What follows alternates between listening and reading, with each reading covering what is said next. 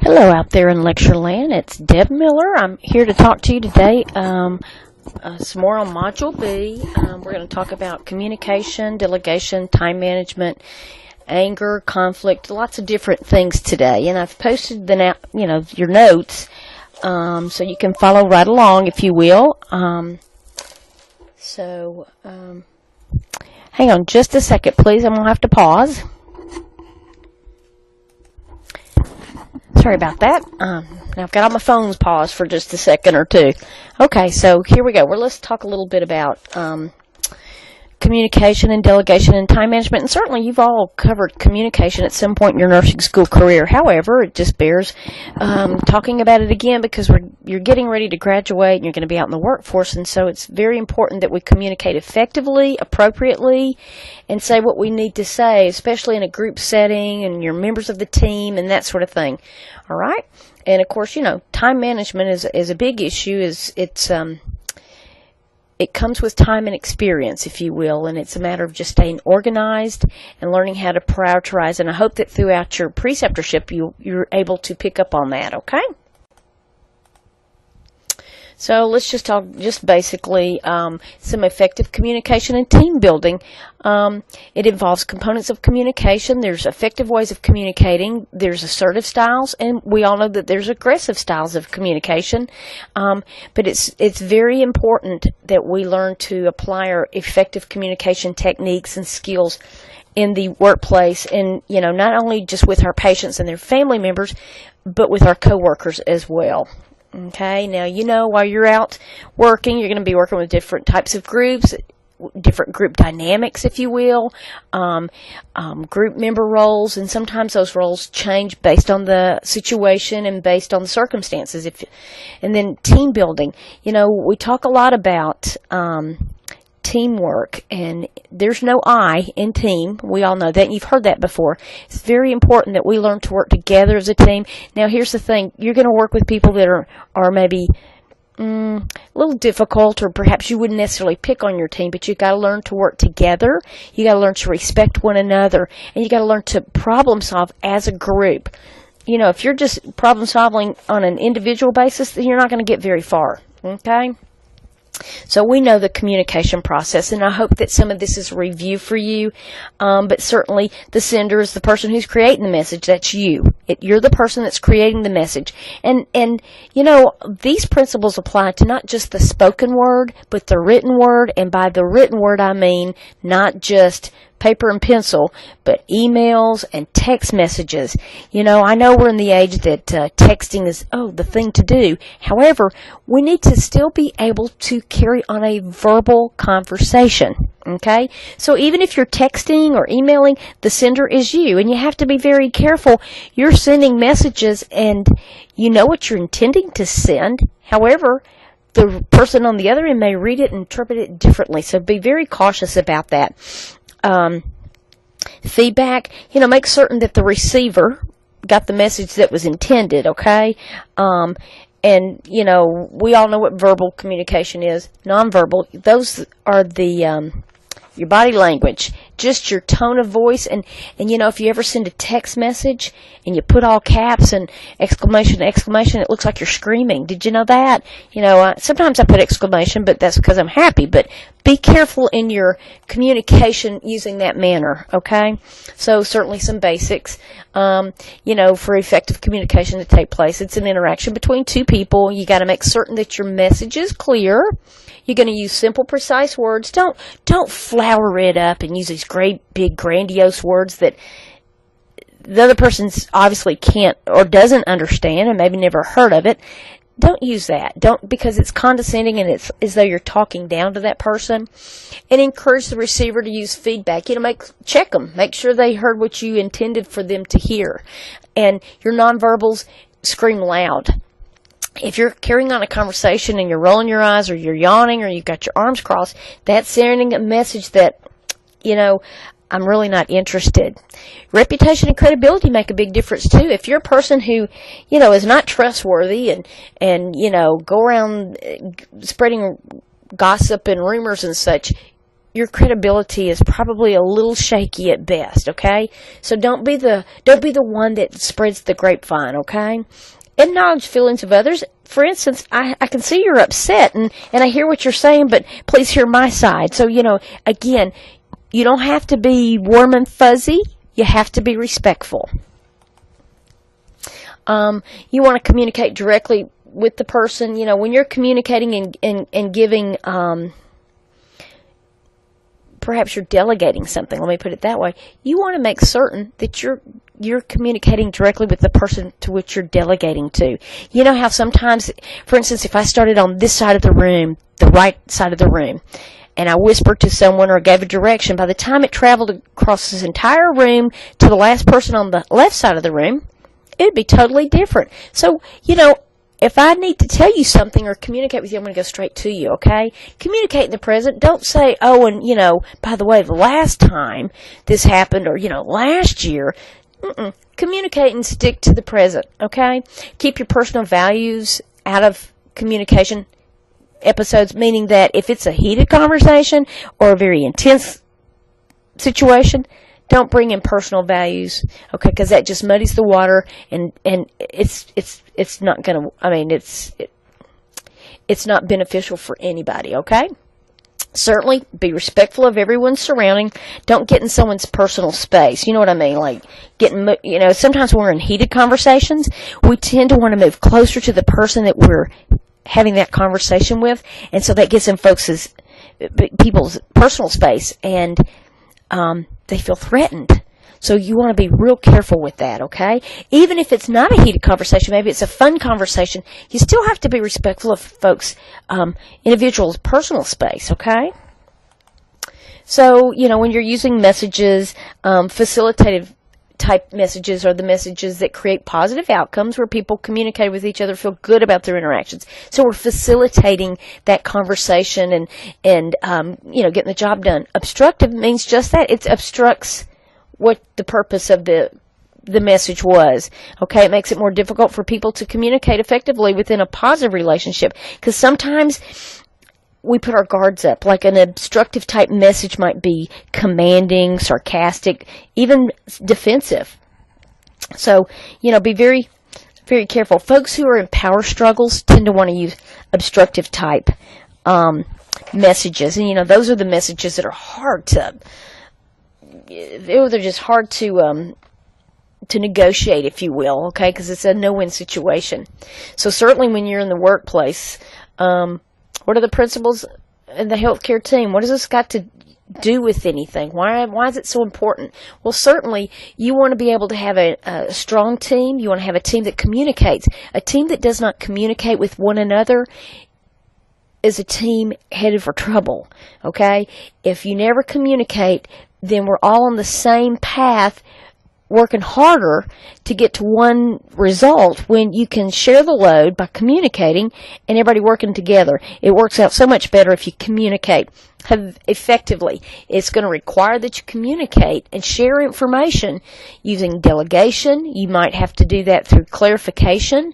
You're going to have to reevaluate if depending on what the situation is and you're communicating, trying to get the job done or work out an issue.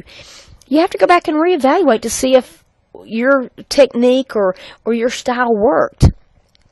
And, a lot of coordination has to take place in the workplace. It's coordinated efforts to care for, 15 patients. It's coordinated efforts to care for even one patient because, we're not by ourselves. We always have others on the team that we can rely on. Now, you see I have SBAR there.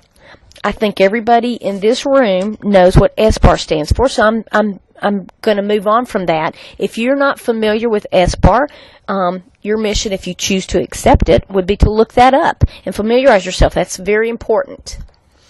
When you're communicating with your supervisor, be certain that if there is an issue, let's say that there's a problem, you need to document your thoughts, be prepared to discuss if there's an issue, particularly with your supervisor. Make an appointment. Don't just pop in and expect your supervisor to stop what's going on, okay? It's important to you. However, you're not her only employee or his only employee. So, if there's an issue, or even if there's not an issue, keep your supervisor informed. Focus on problem solving and show your sense of responsibility. Anytime that you work in a group setting, there's going to be conflict. Hopefully it's not a constant conflict, because then that's going to enact a change. It'll have to enact a change. But, whenever there's a group working together, there's always that little tension, and, sometimes it's between the shifts, sometimes it's between the different units that you interact with. We don't want to play the blame game, and we all take responsibility for our actions, and we're held accountable. And if there's ever an issue, let's say there's a conflict, some kind of a problem between perhaps you and your supervisor, you want to make certain that you follow the chain of command. Don't respond with anger, and because you don't ever want to blindside your supervisor. You never want to go above or around your supervisor. Even if the conflict is with your supervisor, address it first with that person. Any person you have a conflict with, you address it with that person first. And if you can't come to a resolution, then you follow your chain of command, okay? Now, we'll tell you this. If there's an issue, a conflict, be prepared to accept the feedback. It's certainly, if you ask for it, what am I doing wrong, or how come you're so mad at me? Be prepared for that feedback. If you're asking that question, be prepared for the answer, okay? And sometimes you got to take a step back and collect your thoughts. Write it down, collect your thoughts, and proceed in a careful, respectful manner. Does that make sense? So, all that to say, it's important that you communicate effectively within your team, and certainly with the chain of command that is offshoot from your team, such as your supervisor, your charge nurse, your nurse manager. If there's issues with those folks, you need to be able to know who you go to beyond them, but don't do it until you've had that conversation with them, okay? Never blindside somebody. Effective communication within nursing personnel, your peers. Professional nurses should view themselves as equals in their interactions with members of the other healthcare disciplines. No one's better than anybody else. You've heard that, and you're going to always want to treat folks like you want to be treated.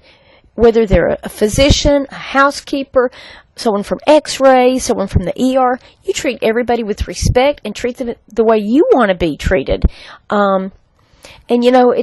It's a lateral communication. It's a lateral respect and professionalism. Okay, so, another member of the healthcare team that you're going to be interacting with and communicating with certainly is your patient care attendants. One moment, please. Okay, we're back. So when you're talking with patient care assistants, that's your nurse techs and unlicensed personnel, you always give them your full attention. We're never condescending, and we never talk down to anyone. We give clear, simple, step-by-step instructions. That's not to say that they're not educated, because a lot of our unlicensed personnel folks are what? That's right, they're in school. So we don't assume that because they're not licensed that they're not educated, and so we don't belittle them with smaller words or anything like that, but we certainly don't belittle them with trying to use these great big words that we might not even know what they mean, okay? When you're given directions or delegating something, make sure you get feedback to verify they heard it correctly. And follow up. Make sure they don't have any further questions or they don't need any help. And provide direction without being too harsh. You only want to use that authoritative style, if you will, in an emergency. We learned about different styles. And, I think the best style I like to use certainly is the democratic. Sometimes I might come across as laissez-faire, but, democratic, because we're all in this together, okay? Now, let's talk about your image. Your communication, your direction will certainly be enhanced by your credibility. Down to your personal hygiene. Your appearance should conform to your work settings. if everybody on the unit is wearing crisp white uniforms, for instance, and you show up in slouchy, faded out scrubs that obviously haven't seen the sight of an iron in quite some time, you're trying to set yourself aside from everybody. You're not trying to be part of the team. So your image is very important, meaning that, and it's not all about looks, what I'm talking about is being professional. Your professional attire and just the way you communicate, that adds to your credibility. Certainly you want to know your particular area thoroughly. In other words, if you're on the med-surg unit, you want to know your area. That adds credibility to your knowledge and the care that you give. Flexibility is necessary. You know, we all want to be enthusiastic, and we all have a job to do. But you want to make certain that you're flexible. You know, always have that plan B, C, and Z. You want to try to be pleasant to be around. If you're a grumpy old girl or guy, stay home. Find something that makes you happy, but be pleasant, be enthusiastic. Let folks know you're happy in your work. Because you know what? Folks who are happy, they work harder, they work longer, they're more successful, they're more productive. And they certainly are more sincere. Okay? So if you're miserable, do something about it. Okay? Let's talk a little bit about gender differences and how they influence our communication style. And I'm not picking on anybody, okay? But women, we tend to see the big picture. We worry about making people comfortable now, don't we? Not to say that the guys don't, because you do. However, typically a woman, you know, we're all focused on making everybody comfortable. We're certainly more comfortable asking questions. We typically use a softer, quieter approach, and so that would ring true in communication.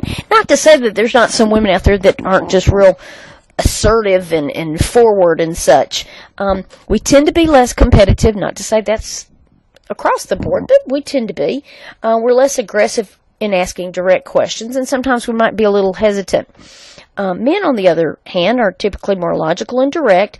They typically ask fewer questions, and you know what I mean? I mean, typically they think differently, and they may not ask a lot of questions because they're comfortable in proceeding ahead. They might be more aggressive or assertive. They're more team-oriented and team players. Okay? Not to say that either or can't be, okay? But that's just some typical... And I'm not trying to stereotype men and women, but that's some typical communication styles that are throughout the literature. Okay? So while we're talking about communication and such, let's talk about the grapevine. And y'all know what I'm talking about. You've heard it, and it flourishes in all settings, okay? It's just rampant sometimes. It's also known as gossip, okay? When in doubt, check out your facts. You know, don't be the person that spreads the gossip. You know, you hear something, you know, if you're not certain of it, rather than continue that rumor mill, go to the source and get the facts. Get the facts. And that's how you begin to control it. You want to provide factual information, communicate face-to-face. That's always the best, okay? You know, sometimes, certainly if it's an issue that you need clarification on, you need to have that face-to-face, no texting or email. When you communicate face-to-face, it shows that you're dedicated, you really care about this issue. Okay? Sometimes it warrants holding a meeting, sometimes putting it in writing so that you get your thoughts on paper. And again, as you're controlling it, you want to make certain that there's respect. You know, if perhaps maybe the grapevine got out of control and the tales have spun out of control, perhaps addressing it head on will help stop it. Okay, we don't ever want to be the reason the grapevine continues. Okay. Some other things to think about is cultural diversity at work. In a few weeks, we're going to talk about cultural diversity separately in class. We're going to have a cultural diversity day and have folks from various ethnic backgrounds to present their culture. However, culture is not only personal, but it changes from unit to unit. You can have a culture within a culture, meaning that it's not always ethnic that I'm talking about.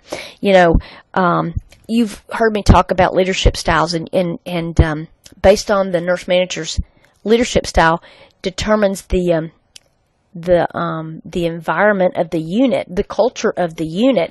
You know, if everybody's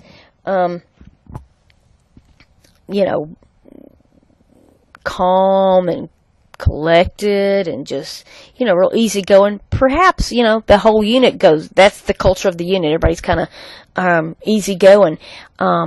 So we want to be careful not to apply stereotypes within our working unit. We want to be attentive and respectful of different cultures, different cultural practices, not only with our patients, but within our coworkers. You know, when you start working, you're going to have many filters. Some of us, me included, we sometimes leave our filters at home. You're going to have to start packing your filters with you when you go to work, when you come to class, when you go to clinicals. You know, have that filter on. Speak clearly.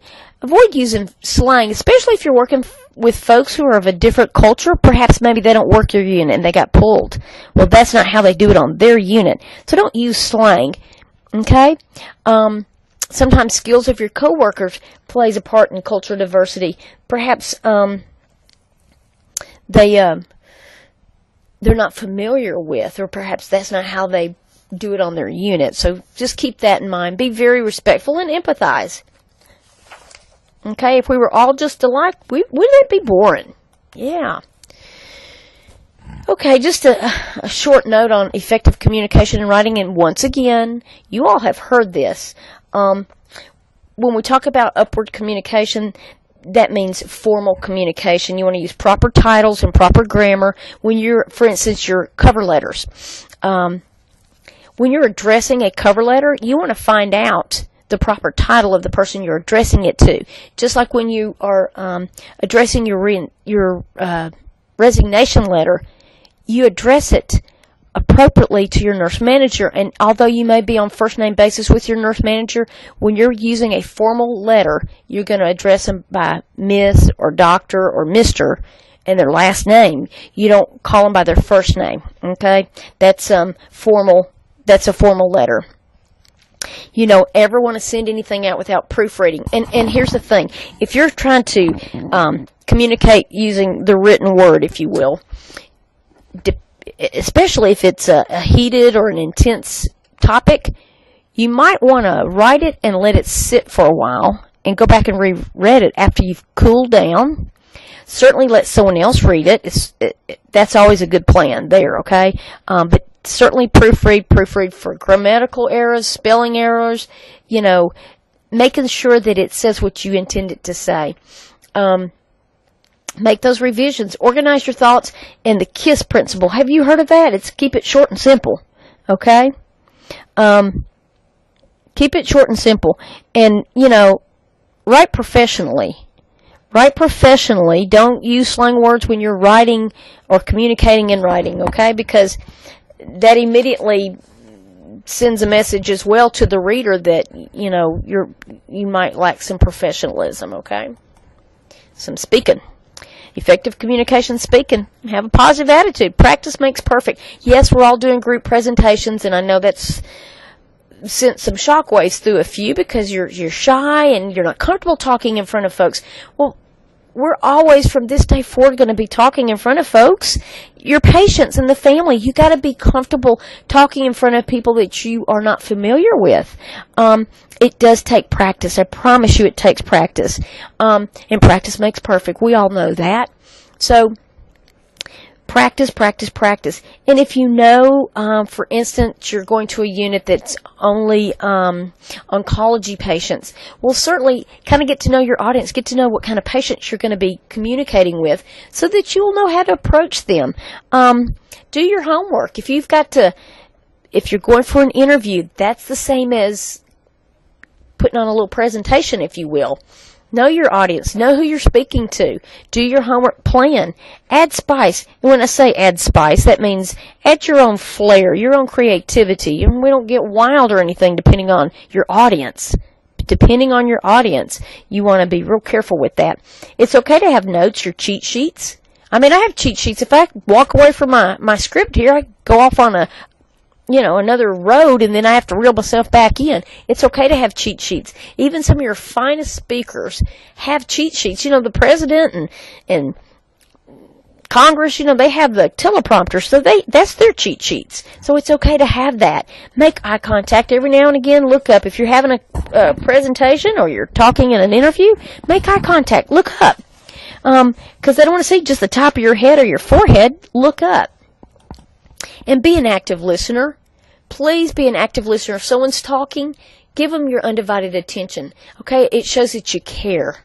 And make sure you hear what's being said. Focus. Recognize and control the situation. Control your distractions, if you will. Sometimes it may be hard, and if you're in a presentation, turn your phone off. That'll help minimize some of the distraction. But focus on the speaker. Okay, you may have a lot going on, and you may feel like you need to make your grocery list or a shopping list or the things to do list. Hold off until after the presentation. Or if you're in an interview, hold off letting your mind race. Okay? Pay attention and focus. Take notes. If you're in a conversation or if there's a presentation, let the speaker tell the whole story, and then you can react and respond positively.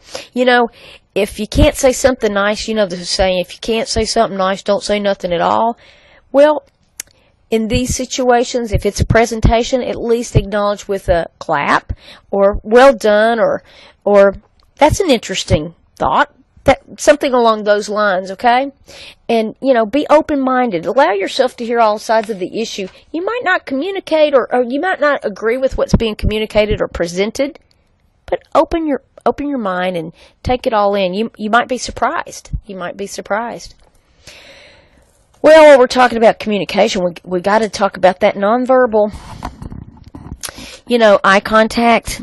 If you never make eye contact, it shows a lack of respect and interest. Okay, 90% of the message is your facial expression, your tone of voice, and your body movements.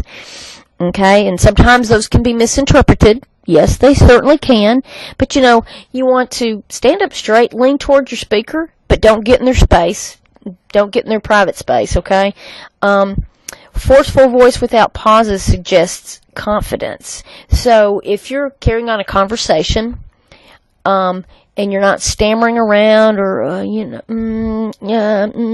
that kind of thing, speak clearly and forcefully. That shows confidence, okay? But if you're not, that shows perhaps you're either unprepared or you're scared to death, and that gives that person a chance to jump in there and pounce on you. So, speak with confidence.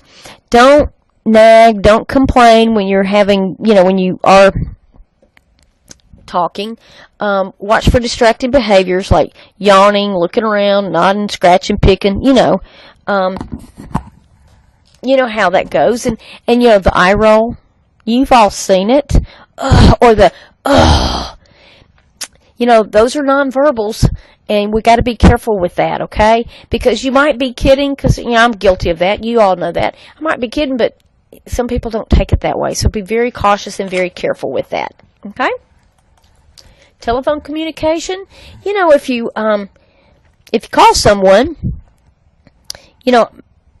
make sure it's a good time to talk, okay?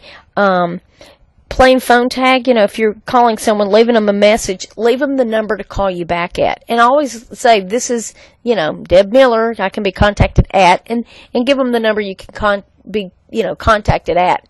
And while you're on the phone, if something you're going to have to do something about, make your notes and then follow up.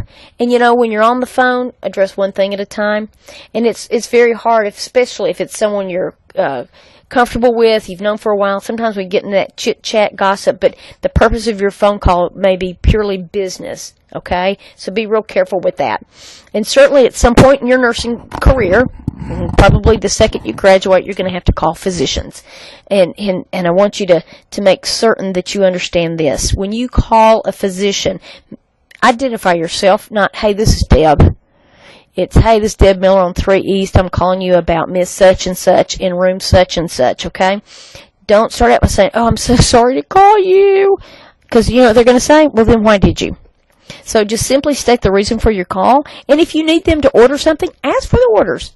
Hey, I need you to, I'm calling about Miss Susie in 302. She has a headache, and I see that she doesn't have anything ordered. Can we get some Tylenol for her? Yes, give her Tylenol, blah, blah, blah, blah. Okay, so say what you want, but never apologize for calling them, especially if you need them, okay? So, we don't just arbitrarily pick up the phone and start calling doctors. We check our orders, make sure we don't have a standing order or something along that line. Or if the patient is in trouble and you need them, you need to call them and say, I need you to come and check her. I need you to come and see about this patient. And certainly, if it warrants calling a doctor in the middle of the night, a lot of units will have a plan in place before you call the doctor, check with the charge nurse and check with the supervisor and that sort of thing. So you do have a bit of a chain of command. And then some units, there's no restriction. You just pick the phone up and call. Okay?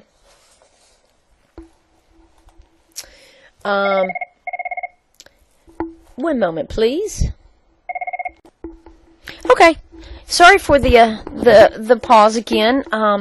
We were talking about communication and technology, and certainly, we're in an age of technology where we do a lot, and if not most of our communication through some form of technology, be it phone, text, instant message,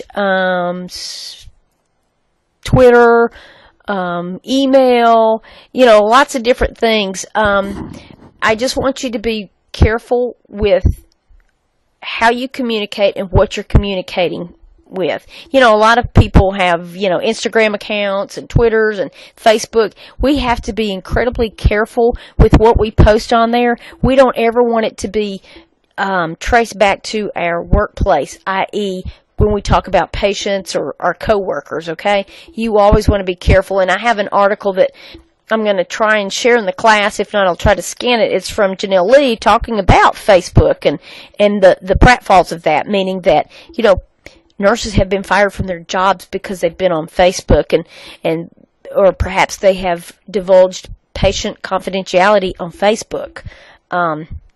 Employers are real clear on Facebook and Instagram, Snapchat, those kinds of things as to what you're posting and in your private life. They can't control your private life, but it's an image that they're wanting to uphold with their employees. So we must be very careful with that, okay?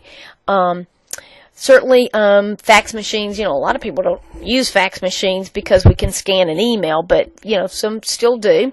Voicemail messages, if you're leaving a voicemail, identify yourself clearly and the number in which you'd like to be called back at.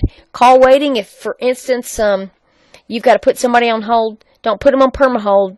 Don't forget about them, okay? And again, make sure it's a convenient time to talk if you're calling someone. If you send an email, unless it's marked urgent, and it should only be marked urgent if it is urgent, give the person an opportunity to reply back within maybe a 24, 48-hour time frame. Now, if it's something you need an immediate answer on, you just need to pick up the phone and call. Okay? But sending an email and expecting a quick turnaround is unreasonable and unrealistic because your nurse managers may or may not do that. So not everybody has their email sent to their phone. So be cognizant of that and be aware that not everybody's going to return back quickly. Okay? Communication via technology, again, if indeed you have business cards printed up, a lot of people do, but you might want to have your contact information put on that, i.e. your email address and your phone numbers and that sort of thing. When you are communicating again with email, be careful what you say, and if you put everything all in caps and exclamation points, usually it's interpreted as you're screaming, okay? Watch your humor, because sometimes that's misinterpreted. Okay? Now, I think everybody in this room probably has basic computer skills. You have to be in college anymore. You have to have basic computer skills to be a nurse anymore because, we document everything on the computer down to our medication administration and our documentation. So, everybody in this room has the computer skills. You want to continue to hone those skills. When there's updates, stay on top of things, okay? So you stay ahead of the game and stay well informed, okay? Even though technology is fabulous, and we all know that, there's nothing better than getting a handwritten note. I promise you that.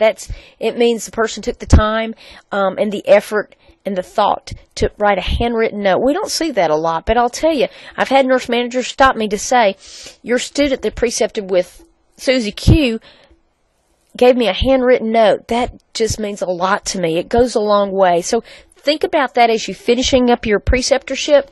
You might want to do a handwritten note to the nurse manager and certainly your preceptor, thanking them for their time and their mentorship and such.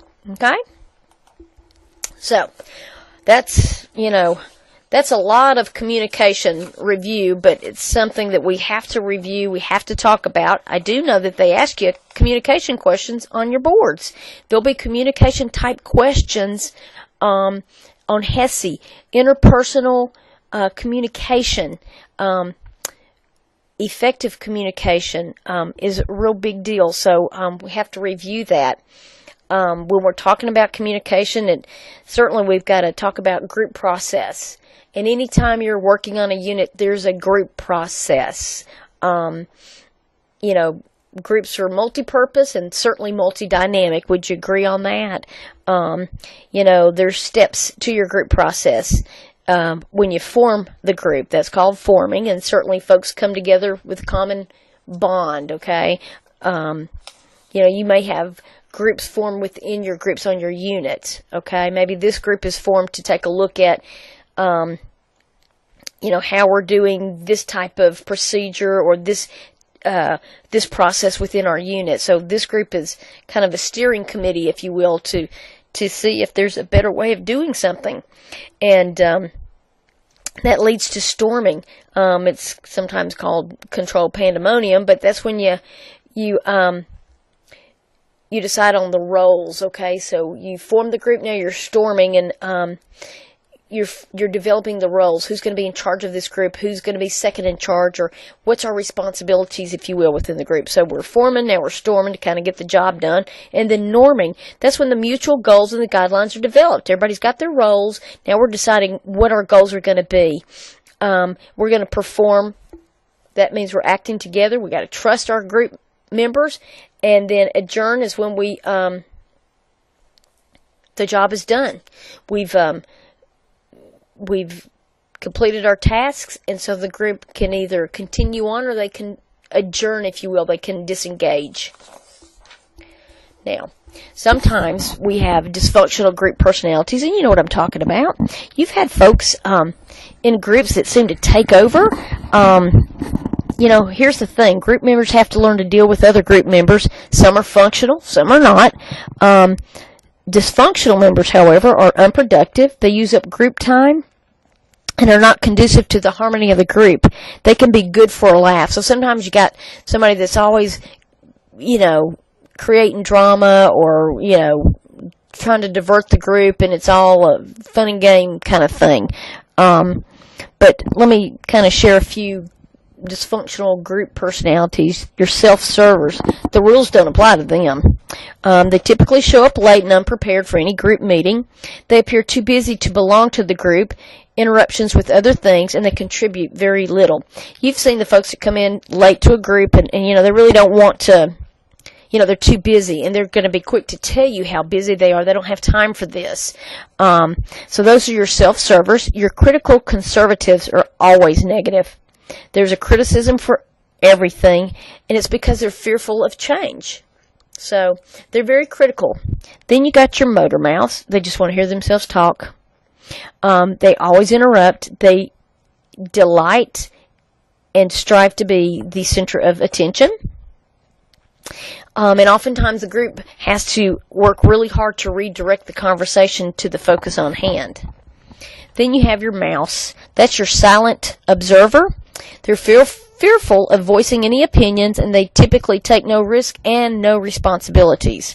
Now, think about that for just a second. Some of you probably, maybe you're a blending of all of these, And that's not a bad thing, because sometimes it pays to be a mouse. You need to be a silent observer and not being a motor mouth. But in the same sense, you might be a mouse, but, it's for a reason. You're trying to take it all in, all right? And then sometimes we get folks who are a little of all of these. And can you imagine having a group of motor mouths? You would never get anything done. Never. Okay? So when we're talking about our group work, let's talk about a meeting. So as you graduate and you start on your unit, you're going to be, you'll have staff meetings that you're required to attend. Okay? If you're required to attend, that's exactly what that means. You are required to attend, and that's part of your job responsibility, and it's part of your annual evaluation, if you will. Always come prepared. Come prepared with some questions. And if you come with problems, come with solutions. That's real important. If you identify a problem, identify a solution to help that problem. Listen carefully. Try to stay on track. Don't get distracted and bring up something that happened at the last meeting that you can't do anything about. Certainly present your ideas and opinions. State your disagreement, but with utter respect. Okay? And if you disagree with something, be able to back it up. Give them your reasons why you disagree. And then clarify when needed. Don't assume. Okay? Don't assume. We know what assume means, right? That's right. Makes an ass out of you and me. So don't assume anything. Get the facts. Okay? So, all right, you've been employed on this unit. You finished your orientation. You've been there over a year, and your nurse manager and all the leadership has really taken note of your professionalism and your professional growth. So now we're ready to make you a group leader. We're forming a group, and you're going to be the leader. A little scary, isn't it? But you got this. Always try to be organized and communicate effectively. Have a clear purpose for every meeting. So perhaps set out an agenda. Okay? Every item on the agenda should require some action by the group. So if it warrants being on an agenda, it warrants a solution or some kind of an action. Okay? Make certain that if you're going to have a group meeting, you've reserved your room, and make sure that the equipment you're going to need is available and working. And at the end of your meeting, summarize the decision and identify a plan of action. Now, when you're identifying a plan of action, identify the person responsible for that action, so that you're not, just because you're the group leader doesn't mean you have to do all of the actions, okay? And schedule your next meeting. Get input from the team. Get input from the team. That's how you build a sound team. It's better that everybody works together as a team. It's more functioning, it's more efficient. The right mix of three attributes describe complementary and functional teams. We have interpersonal skills, we have problem solving and decision making skills, we have technical and or functional expertise. Okay? A small number of people with complementary skills who are committed to a common purpose and performance of common goals oftentimes hold themselves mutually accountable. So that's a big mouthful. That's a mouthful. Working together towards some meaningful end is what that means. Working together towards some meaningful end, that's the meaning of a team. That's what it's like to work in a team. Okay? Teamwork in nursing. Even more important. We have to help each other out. Oftentimes when you go and accept your job, you go through your orientation, and then you're typically assigned a person on the shift you're going to work on as your mentor or your coach, if you will. They may even refer to him as a preceptor. Okay, so they're going to help guide you through this profession. You're getting your feet wet. It's your first job, and perhaps in nursing, okay, or maybe it's not. Maybe you've been in nursing for a little while, but it's a new day, and it's a new job, and it's important that you feel part of the team and that you feel welcomed. Okay, so whenever you start a new job, the best thing you could do is kind of get to know your teammates, work in a team. So offer to help others. If you get your job done and you just sit back and just watch others, that's not really being a good team member, okay? And it puts a lot of tension on the team. So it's essential for quality of care and better outcomes to work in a team. Managers and supervisors are part of that team. Good psychological and emotional bonds between team members leads to better care and better work environment. We're going to talk about the hostile work environment at a later time. Nurses are the variables that make or break the quality of the team. Okay, now you've heard me say time and time again, every member on that team is valuable. I don't care if it's a unassisted or unlicensed personnel or the charge nurse. Every member of the team is equally important. We all have certain jobs that we have to do, but we have to do them together.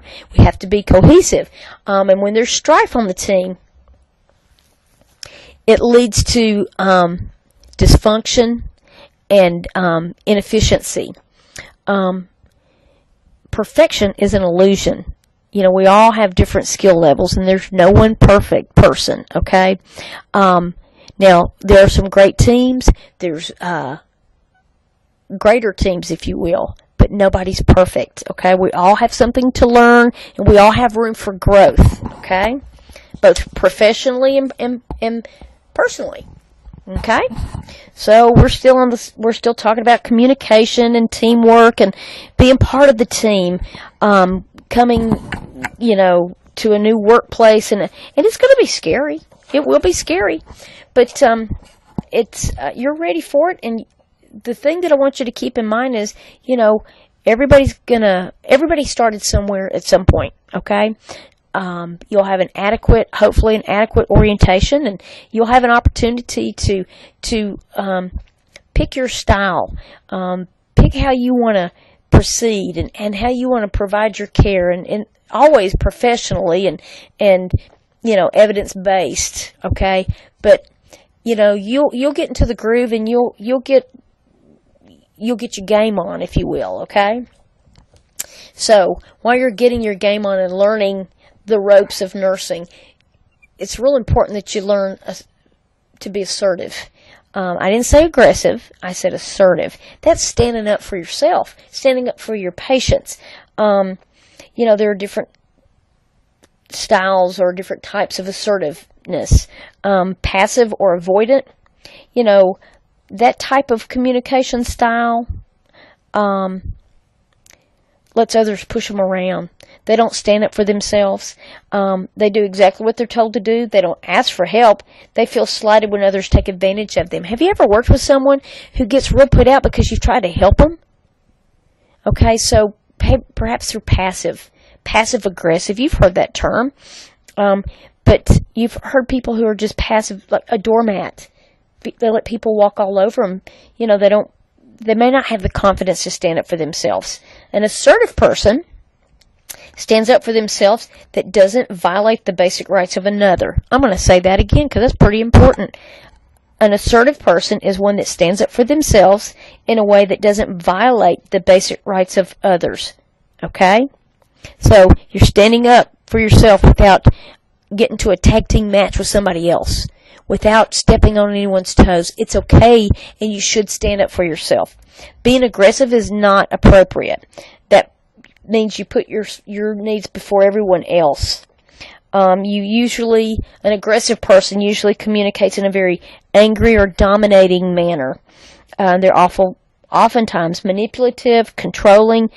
They delight in humiliating and putting others down. They show no concern for others. So there's a difference between aggressive and assertive. It's okay to be assertive. It's not okay to be aggressive. Certainly in the workplace. And so it's real important that you know the difference between assertiveness and aggressiveness. Being assertive is standing up without belittling anyone else, okay? So, some components of assertive communication. There's benefits. It helps you to feel good about yourself, and it allows you to treat others with respect. Okay? Being assertive helps you to avoid feeling guilty angry, resentful, confused, or lonely. You know, when you stand up for yourself, it makes you feel good. If you don't, you're going to be kicking yourself saying, why didn't I say that? Why didn't I stand up? And I promise you, it comes with experience and with time. And as you become comfortable as a nurse, it's going to get easier to be assertive. But in the beginning, it might be kind of hard because you might not feel that confidence. Some things to consider. Using terms like I think, I feel, I want. That's being assertive. Another means of communication when you're using assertive behavior is I feel like you don't trust me because, or I feel whatever about because. So when you're being assertive, you're going to state simply what you want, meaning your feelings, or you're standing up for yourself, you're standing up for your patient. You must be willing to change and compromise. Sometimes out of assertiveness you have to change a little bit. Okay? You got to be able to describe your own feelings and your needs. You need to be able to listen to and acknowledge other person's feelings. Define any problems clearly and non-judgmental. Use your body language confidently, and negotiate a compromise. Okay? Negotiate compromise, and you can do that by using these I think, I feel, I want, or I feel because. Okay? When do you want to use assertive communication? When you need to evaluate when you need to evaluate something, or you're seeking feedback from other people. You need to know whether people perceive you as aggressive rather than assertive. Okay? That's really not all problems can be solved with assertiveness, okay? But you got to find that workable solution. There are some situations in which you must simply follow orders. You don't always get your way. You may stand up for yourself, but you still may not be, I don't want to say it like this, but you may not be right. So you may just simply have to follow the orders. And that's part of being professional and mature, is being able to know that, okay, I'm going to stand up for myself, but I may not get what I want. Okay? So how can you practice? Changing your behavior requires a conscious decision. Okay? If you're aggressive, you need to tone it down some. Okay, you need to tone it down. Practice being assertive by yourself at first. Role play with a friend. Ask for feedback. In fact, if you're an aggressive person by nature, ask others how they perceive you. Am I a bull in a china shop? How can I change that? You can look at others' behaviors and maybe mirror some of that behavior. If you're passive, ask your friends for help, or practice being assertive with folks you trust and you're comfortable with. Okay? You don't want to practice being assertive with a total stranger that it may not go well for you. Okay? So practice in a comfortable, safe environment. Okay? So why aren't nurses more assertive? Some have a hard time believing in their own rights and their feelings. Experiences or comments may reinforce, negative messages about their own self-worth. They may lack some confidence. They may be fearful of repercussions because of the assertive behavior. She just stepped up to the plate and tell me what she wanted. Sometimes that may have a backfire. Okay? So just be ready for that as well. But again, if you're going to be assertive in a professional manner. And you know what? Choose your environment. You don't want to address an issue at the desk when you've got a crowd watching you and visitors traipsing up and down the hallway. Think about what your situation is that you want to stand up for yourself. Pay attention to your environment. Pick the setting. Okay? Pick the setting. So, let's talk a little bit about conflict.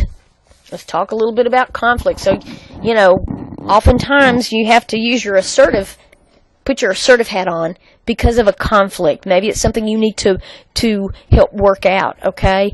We're going to talk a little bit about some common factors that lead to conflict. We're going to talk about ways to resolve it, and it's not always a tag team wrestling match at the desk. It doesn't have to turn into a shouting match. And believe it or not, oftentimes good things come out of conflict. Would you believe that? I know. Sometimes a positive change results as a result of conflict. Okay, it's kind of hard to believe that, but it's true. It's true.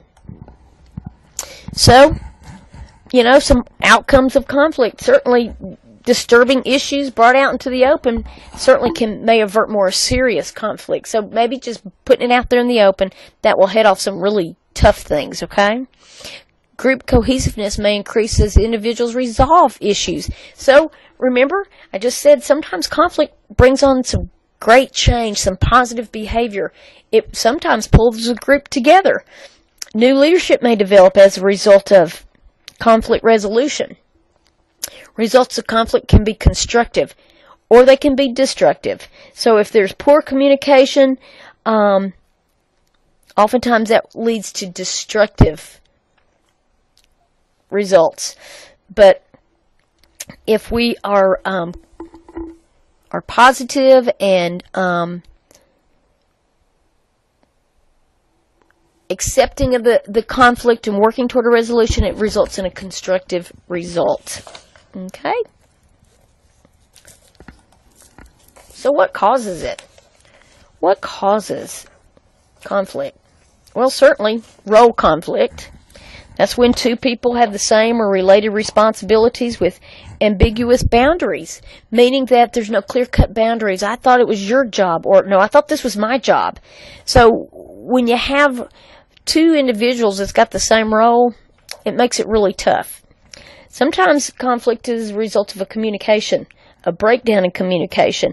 If we don't give accurate communication, that can lead to conflict. Goal conflict, when one nurse places his or her personal achievement and advancement above everybody else's, conflict occurs. So that's more of a personal nature.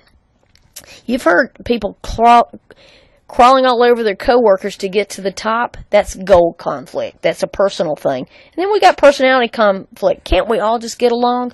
No, unfortunately, and some of you sitting in this room probably have experienced some personality conflict, certainly at some point in your life, but some of you may have experienced it within your clinical setting, preceptorship. We'd like to think we could all get along, but there are folks who can't get along. And I don't know that anyone could be considered at fault here, but sometimes folks' personalities just don't blend. They just don't mesh, okay? Ethical or values conflict. Sometimes different types of nurses have different value systems. What's important to one nurse may not be important to another. I'd like to think that we all have similar morals and values, but there are differences, and we just have to know that. But sometimes those differences lead to conflict, okay?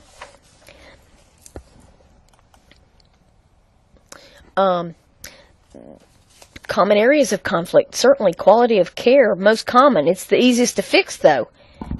How does the hospital meet their special needs? So certainly our patients is our number one focus. So, we got to make sure that we're providing safe, effective, quality care. Otherwise, it can result into a conflict. Treatment decisions. The physician may order one treatment, but the family doesn't agree. But the nurse has got to follow the orders. So family has to deal directly with the doctor. So some of you may have experienced this from a personal side, or, you may have witnessed this in the clinical setting. Sometimes a doctor orders something, but the patient doesn't want it, but the nurse has got to carry it out. So patients do have the right to refuse. We know that. But sometimes, it's the doctor's treatment, and maybe the patient's not sure that that's what they need. However, the nurse is kind of caught in the middle of that conflict. As a nurse, we don't want to side one way or the other. So if it's between the doctor and the patient, you want to refer the patient and the family to the physician. Okay. Family involvement. Families, real need to feel significant. Anytime we got care issues, that family wants to be involved. How come we weren't notified of this? How come you didn't share this information? we have to be careful with our HIPAA standards, certainly. However, maybe you have family members that don't want to be involved, but yet they need to be involved because perhaps the patient can no longer care for themselves independently, okay? Quality of parental care. What kind of parenting is evident here, i.e., is the mom of the sole caregiver? Maybe there's conflict between the mom and the daddy regarding care, or maybe the parents, there's care between the parents and the physician, or the parents and the type of care itself. Staff, common areas of conflict. Each shift is kind of a culture within itself. We need to make certain that we're consistent in carrying out the hospital policies, and that they notify other shifts of any attempts at manipulation by family members or patients. We used to have conflict between, day shift lets us visit nonstop. They don't kick us out of the unit. But night shift won't let us in there. Or night shift lets us in there and spend the night all night long, and then day shift comes in and puts us out.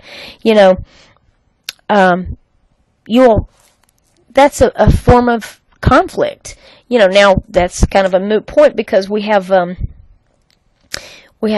open visiting hours in the unit, but that's the one that kind of jumps out at me. But sometimes between the shifts we have conflict, and sometimes between units we have conflict. Okay. Just a side note, when we're talking about conflict, and certainly with our coworkers, when you're confronting an individual, when you're confronting an issue, consider the location. That's very important. You've got to consider the location. In other words, I just said a little bit ago, you don't want to have a tag team wrestling match at the desk, okay? That's not necessary. Confrontation certainly is sometimes necessary in conflict negotiation. Nurses have to confront others for various reasons, but I want you to understand this. Pick your battles carefully. We won't always be right, and it's okay. Sometimes we have to compromise in order to avoid conflict, okay? Spoken words are hard to take back, as well as written words. They're hard to take back, so careful what you say. Choose your words wisely, because once it comes blurting out, it's there, okay? So be careful in how you confront and handle conflict with your coworkers or with your patients and their family members. Some ways to resolve conflict. Certainly, the key to successfully managing conflict is tailoring your response to fit the conflict, the situation itself. Sometimes it's a win-lose situation. It's just competition. One person has more power than the other. So maybe that's how that has to resolve itself. It's just a win-lose situation. You've heard people say, it's a no-win situation, or it's a lose-lose, win-win. So avoidance is unassertive and uncooperative. Conflict is usually not resolved, and both feel frustrated and angry. Works when tempers are at their highest, however, because that's a lose-lose situation. Accommodation, that accommodates the other at his own expense, ends up feeling resentful and angry, so that's a lose-win. So the person itself is having a compromise loses, but the other person wins because you've kind of resolved it. Compromise is kind of like a modified win-lose, and it's a bargaining chip, if you will, and sometimes it's in an effort to resolve the problem while maintaining some relationships, meaning that you want to kind of maintain some harmony, if you will. Sometimes compromise is hard, but you want to kind of maintain some harmony within the group, within the unit, within the relationships. Collaborations, wouldn't that be nice? Win-win situation. I wish I could say that every situation would be win-win, but it's not going to be. When you use collaboration, you're working together to solve the problem, and you're maintaining the relationships within the group. The commitment in this method of resolving conflict is to resolve the issues. Basic guidelines, this is real important. basic guidelines. Deal with the issues, not personalities. When you're dealing with a conflict situation, deal with the issue, not the personality. Okay? Take responsibility for yourself and your participation. Don't point fingers. Okay? Communicate openly and effectively. Listen actively. You do not have to fill the silence with words. Okay? Sort out the issues. Let's get to the bottom of it. But don't bring up old stuff, okay? Don't bring up what happened last year. And, we're good for that.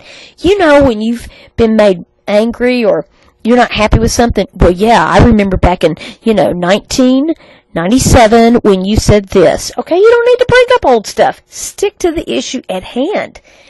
And see if there's a common theme in the discussion. See if it's just a staffing issue. See if it's a personality issue. See if it's a organizational issue. And weigh the consequences before you step into it. Weigh the consequences, okay? Weigh the consequences. Is it really a big deal? And most times, yes, it is a big deal. Okay? It's a big deal to you, but handle it with respect and professionalism. And yeah, you're gonna deal with some tough people. You're gonna deal with some difficult people. You've heard this before, I'm sure. Sherman tanks. They're the attackers. They come out charging. They're very abrupt and intimidating. They have a very strong need to prove their points are right. They're the folks that know just what everybody else ought to be doing. Have you ever known anybody like that? Well, here's my advice. Don't get run over. Step aside. Stand up for yourself. Give them little time to run down. Give them a little time to run down and express what they might be ranting about. So in other words, let them spin out of control. You stand back. Sometimes you might have to be rude. But again, all that to say, when you got these difficult people, be cognizant of the location that this is taking place, okay?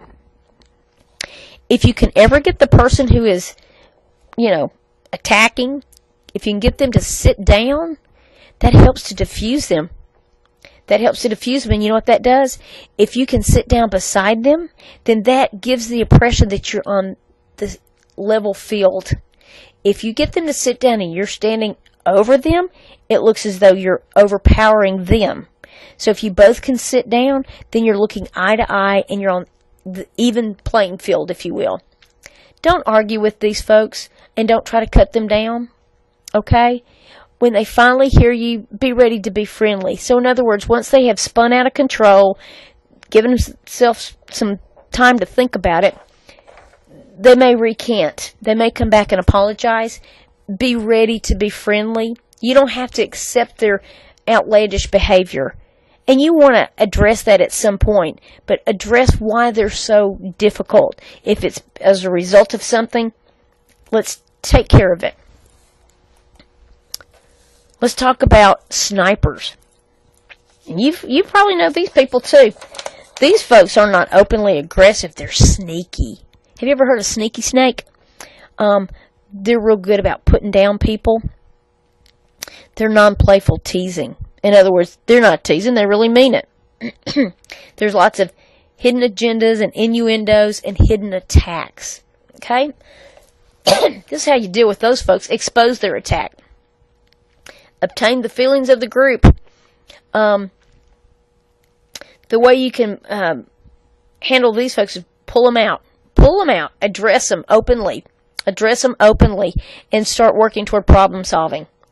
So find out what the deal is and why are they sneaking around and laying in wait, if you will. Expose them. Draw attention to it.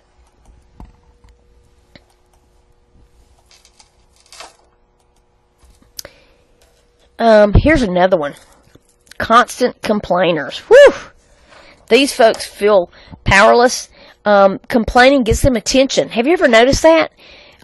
They just complain all the time, and while they're complaining, they're getting everybody's attention. Point out problems, but they're not constructive. They don't have the answers. They're real quick to tell you all the problems, but they're not quick to give you a solution. So here's how you handle them. Listen to their complaints, acknowledge them, and make sure you understand.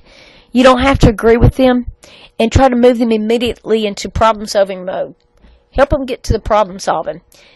ask specific questions, and encourage them to put their complaints in writing.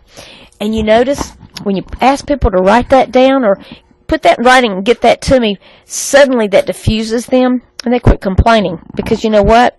Remember what I said. You put it in writing, you can't take that back. Okay? But sometimes that just helps that person to diffuse. Okay? Techniques for handling difficult people continued. Have you ever met a clam? Difficult people who refuse to respond or answer. Usually they got their arms folded, they got a sour look on their face, they're clamming up. They just don't want to talk. They're going to be unfriendly. Okay? They're going to be unfriendly. So this is how you handle them. You monitor their nonverbal communication and acknowledge it. Acknowledge it. Use open-ended questions, wait quietly for a response, and try the friendly silent stare. Okay, so you can't see me do this, at my desk, so we'll do this in class, that friendly silent stare. You know what? It's not a staring match, but if you stare at them, just stare at them. That helps them to start to open up. It means you're not going anywhere. Be attentive when they do finally open up. Be direct. Avoid the polite ending. Okay? Just be direct. Isn't it interesting? You're going to meet lots of different people, and there may be times when you're a clam or a sniper. Okay? I hope not, but there may be times.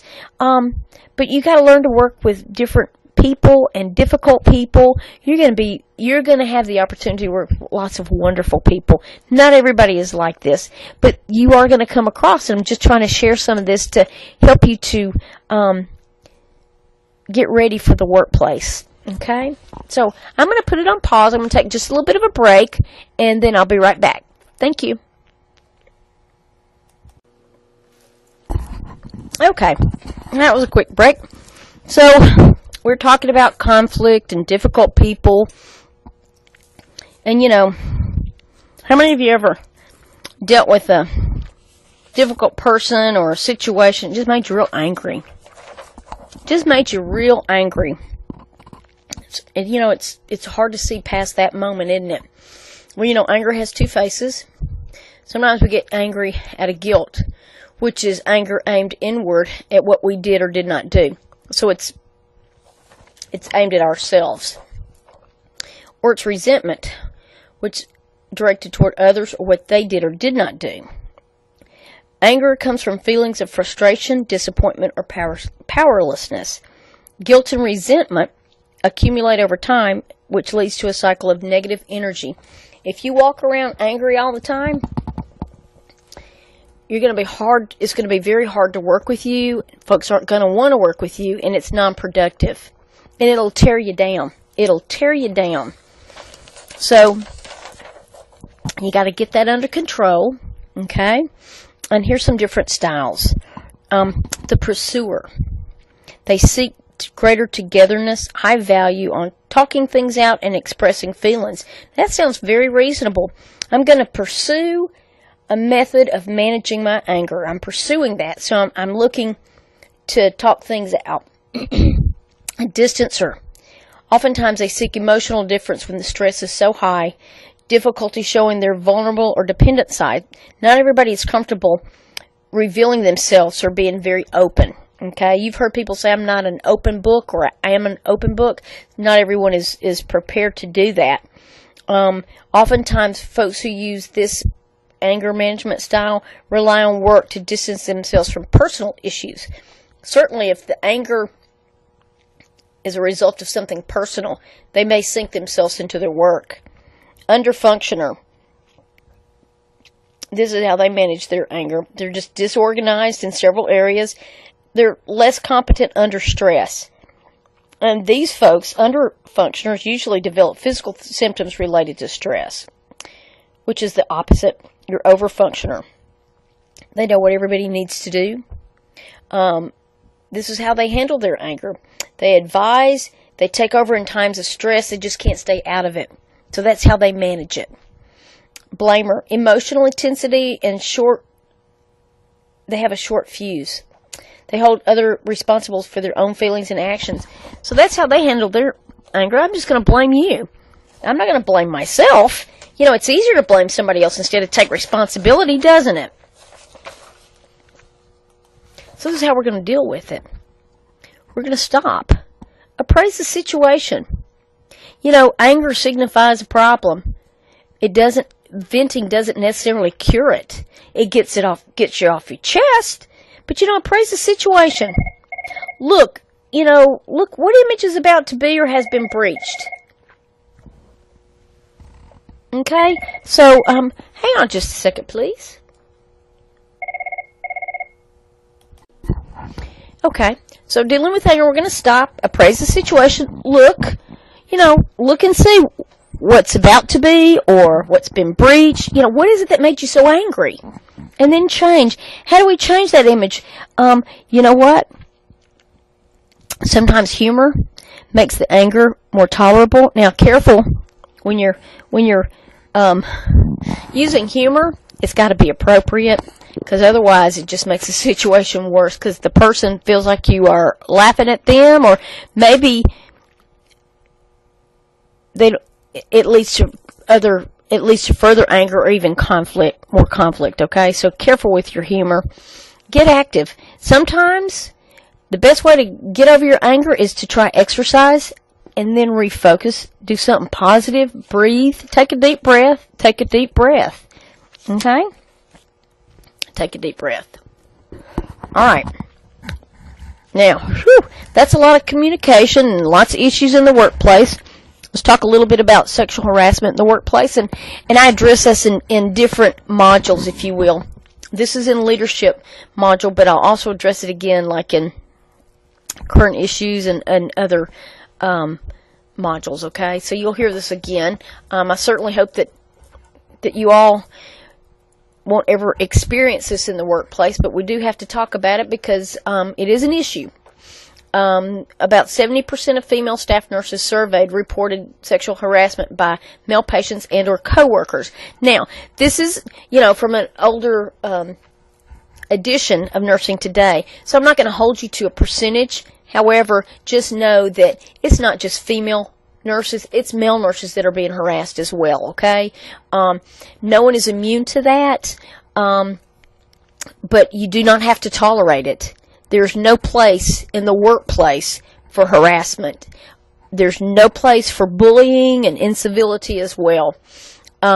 Certainly, again, as I said, it's not just women that are being harassed, it's men as well. And so what is it? It's unwanted sexual advances made in the context of a relationship of unequal power or authority. In other words, someone who has more authority over you, i.e. a charge nurse, a nurse manager, a supervisor, a physician, they're making unwanted advances, okay? Individuals who are subjected to sexually oriented verbal comments, unwanted touching, and requests for sexual favors is also part of sexual harassment. So making little off-the-cuff snide remarks or jokes, inappropriate jokes, or sending inappropriate pictures, that is considered harassment, and it is uncalled for. It is something that you don't have to tolerate, and you shouldn't. So what are you going to do about it? You're going to start with the most direct measure. Ask them to stop. Ask the person to stop. Put your statement in writing to that person and keep a copy for yourself. Okay?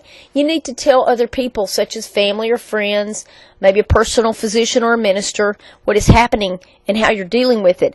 This is not the time to go tell all your coworkers that this is going on the unit. You need to find a trusted person and share this information. You got to tell somebody so that in the end, if something should happen to you or that person, somebody else is aware of the situation. Okay? But you have to tell a trusted individual. But you first start by telling them to stop. Ask them to stop. You put it in writing, and then you tell someone else so that others are aware. And then you can file a formal grievance and start a hearing procedure. Okay? That is something that you do not have to tolerate. You do not have to tolerate bullying and incivility in the workplace as well. Hostile work environments create such tension And the people who suffer the most are your patients, because there's so much bullying going on. You can't care for your patients. People who are trying to sabotage their coworkers and such. It's you got to be real careful. I have an article I'm going to post next week, or perhaps after we come back from spring break, and we're going to talk about it in class. It's about incivility. Okay? So that's another little piece. Now let's talk about time management. We're going to look at strategies that increase your organizational skills, some time management strategies, and how to set your priorities. Balance is the key. Managing your time, balance is the key. You got to make time to meet individual, family, and professional needs and goals. Putting off assignments may lead to increased anxiety and more stress. Finding that balance. You're all full-time students. Most of you work full-time. You're full-time parents. You have a lot going on. You got to take time for yourself, whether it might be 10 minutes a day or 30 minutes. Take time for yourself. Find that balance. If all you do is go to school, and you've put everybody else on hold, it's going to be harder for you. You got to be able to rejuvenate your battery. Now, once you graduate and start working, students often come back and graduates say, gosh, I don't know what I'm going to do with myself now. I don't have to study. It's a different kind of busyness, if you will. You're working, you're learning a new job, you're able to reacquaint with your family and friends, but you're still going to be busy. You still have to find a balance. There's more to you than just your job. You've got family, you got friends, you have other responsibilities and obligations. So learn to balance your time. Get plenty of sleep. Not everybody needs 8 hours of sleep. I'm one of those folks. Not everybody needs 8 hours of sleep, but get some good sleep. Motivate yourself. Do something that makes you happy. Once you graduate, do something that makes you happy. And I know students have said, I'm going to clean my house or cook a meal. Great, do that. But find a hobby. Find a hobby outside of your work so that you can stay balanced and focused and feel refreshed when you're not at work. Always eat a balanced breakfast. Take your breaks. Switch activities. Okay, so do something outside of work. You can do it with your coworkers, and a lot of people do, but do something outside, whether it be exercise, go to the movie, whatever it is that makes you happy, that gives you some joy and some balance there. And learn to laugh at yourself, okay? Have you ever heard of that left brain, right brain? When it comes to managing your time, your left side of your brain processes information and approaches time in a sequential manner. We want to know the rules, and these, using that side of your brain, you're able to meet your goals. The other side is, resist the rules and schedules. These folks who are right-sided thinkers are very flexible. They're very creative. Nothing wrong with either of them. But, some people manage their time differently is what I'm trying to get at. What works for you may not work for me, and what works for me may seem quite wild for others. So just know that you've got to find what works for you. You got to find that balance and learn to manage your time effectively so that you have some free time, some me time, and some family time. Okay? There's a place for everything and everything in its place. You got to learn to compartmentalize, okay? So, get your area organized. Organize your work area. Some folks use color-coded tabs. You may have used that while you're studying in your nursing courses. Use color-coded tabs, or perhaps you use a different color ink. When you're at work, maybe you have a certain way of managing your care plans and your papers for your patients. Keep in mind convenience. Keep things close at hand. Before you set out to care for your 6 patients for the night, organize your papers. Get your stuff together so you're not having to make extra trips. Make it convenient. And, declutter. Don't pile everything up. Use only what you need and take with you only what you need. Does that make sense? I hope so. So, managing your physical environment. What about all the paperwork? How can I manage it? Well, when you start to work, you're going to find that balance between your work life and your personal life. And even at work, you're going to find a balance between priorities, what's got to be done, and how am I going to handle that? Do I do it now? Do I label it A? Can I do it later? Can I label that B? And when I get to it, is that labeled C? So when you're trying to decide who you need to see first and how you want to proceed with your day or whatever it is you're doing, label it. Decide what comes first. Managing the phone. Certainly if you're at home, perhaps maybe you're working out of your home or you're in school, you learn how to manage your time as far as being on the phone, even when you're at work. Sometimes kids got a call. So if your kids are calling and checking in, that's great. Manage your time. Don't sit on the phone. You've been at work and you hear people sit on the phone to their friends nonstop, or they check their emails or their Facebook. Think about interruptions in the course of your day. And, when you're managing your time and your physical environment, you got to look at the calendar. If you know things are coming up, let your nurse manager know so it can be factored into the calendar. Once the schedule's made, it's hard to change without finding somebody to swap with you. So stay on task, stay ahead, and stay organized, okay? Staying on task. How do I deal with procrastination? Sometimes that's the name of the game, isn't it? I'm gonna put this off and put this off and put this off and put this off, and then suddenly I can't put it off any longer. So I'm either gonna have to crunch time, stay up all night long and get it done, or I'm just gonna have to let it go and take my consequences, okay? Always earlier the better, and there's some of you folks sitting in this room that finished every one of your NCLEX questions the second week we had them up. And then some of us are by the inch, it's a cinch. Think about that. Slow and steady still wins the race. Stay on top of things, slow and steady, and reward yourself. Gosh, when you've met your goals, we talked about goals. Reward yourself. Celebrate those victories. Celebrate those victories, because then it helps you to continue keeping on. Does that make sense? So, and again, avoid the myth of perfection. Nobody's perfect. Sometimes we might proclaim to be, but we're really not. Okay? It's all about managing your time and staying focused. And then at some point, you're going to be managing others. At some point, everybody in this room is going to be a charge nurse, a relief charge nurse, a nurse manager, a supervisor, a chief nursing officer, a nursing instructor. When you're managing others and you're finding your way and managing your own time, minimize the time you spend with individuals who constantly are complaining and criticizing. Those negative Nancy's, you know what I mean? The negative Nancy's. Use assertive communication and communicate directly with the person with whom you're having a problem. That's how you manage others. If you got an issue with somebody, go to that person.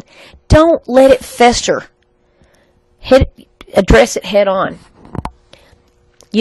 When you're talking about delegating and time management, you don't have to handle everything personally. You got to learn to delegate. We've talked about delegation. We've seen the video, but it's worth. We got to mention it again. We just got to manage your goals, list them, reward yourself as you meet those goals. Cross it off. Prioritize using the ABCD system. Meaning, A means I got to do this first. B means it can wait, or I can go second. So do the ABCD system, or the 1, 2, 3. However you want to set it up, but prioritize. Keep it going. Review your list, your schedules, and your outcomes. Just because you mark something off your list doesn't mean you're done. You got to keep adding to the list. Keep revising. Okay? When you're in clinicals, as you start your work, organize yourself before shift report. In other words, if your unit starts report at 6:40, get there at 6:30. Get there at 6:20 so you can go to the bathroom, put your coat up, get your coffee, get your papers, chat with everybody, and then you're ready for a report, as opposed to running in at the last second, getting everybody all tore up because you're late, and then, it delays in getting a report and it delays in starting your day, okay? Prioritize your care. Plan time for charting. I used to work with a nurse that always waited to the very last second to chart. Always. And that's not a good thing. Chart as you go, because it just helps keep your time managed. It's okay to ask for consistent patient assignments whenever possible. In other words, most places, if you're working 2 or 3 days in a row, you usually keep your patients 2 or 3 days in a row. They don't typically change your assignment every day. Sometimes they have to. And if that's a habit, ask why. Okay? And organize your work by patient. If you know you're going to be in this room for a long time doing dressing changes and irrigations and such, organize your time around that and organize your work so that you're not in and out, running yourself to death. And learn to be assertive.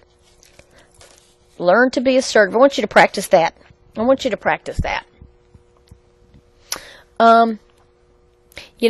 50% of our nursing time is spent on non-nursing activities.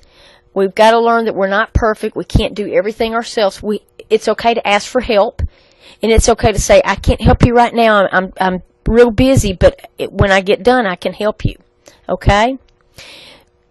We've said this time and time again. You got to know your Nurse Practice Act. You got to know what you can and cannot delegate, and only RNs can evaluate. Okay? So, you want to delegate your task successfully based on the outcome.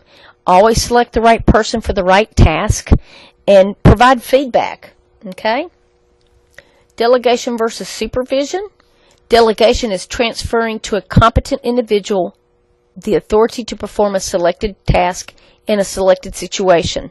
The nurse retains the accountability for the delegation. Supervision.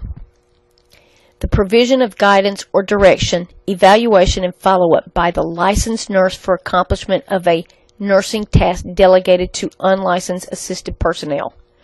Once you delegate, you must supervise. Those are very key points. Very key points. And when we're talking about delegation and responsibilities, we have to talk about accountability. Accountability is being answerable for what what one has done and standing behind that decision and or action. So you're held accountable for what you've done. Okay? The delegate is accountable for accepting the delegation and for his or her own actions in carrying out the task. So when you delegate, you're accountable for what you've delegated, but the person who's actually carried out the delegation is responsible. Okay, so how do we create accountability? How do we create that? Certainly, you want to decide, you are accountable for deciding to delegate. You're accountable for assessment of patient needs. You're accountable for planning desired outcomes, assessing the competency of delegate, the person you've delegated a task to. You're accountable for giving clear directions and obtaining acceptance from the delegate, the person that you've given this delegation to, and you're also accountable for following up and providing feedback. When you're talking about accountability, it's real important that you provide feedback.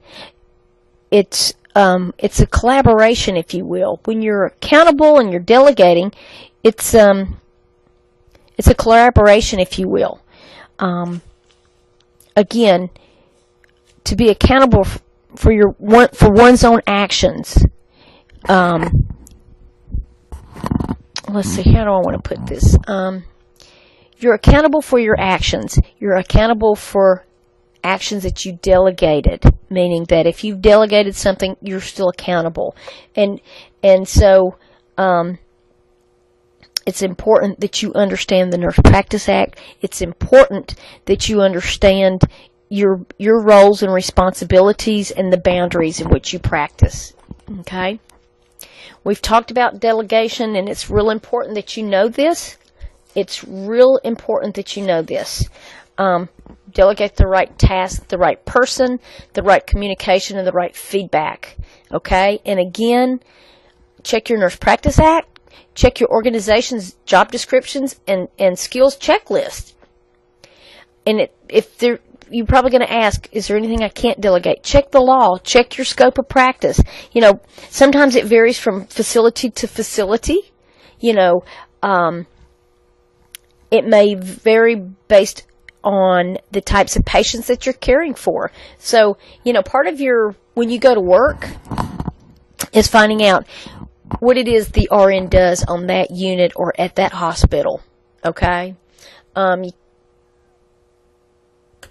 You cannot delegate assessments that identify needs, problems, or diagnose human responses.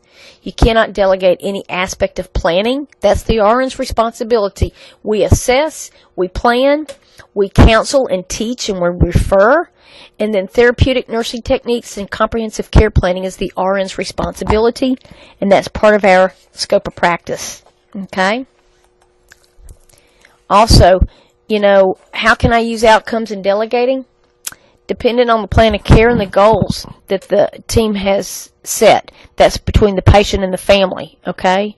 So, outcomes need to be clear and communicated to all team members. So, in other words, if you have a plan of care and the goal, you need to make sure that's clear with everybody that's part of that team, or anybody that's providing care, or anybody that you plan to delegate care to.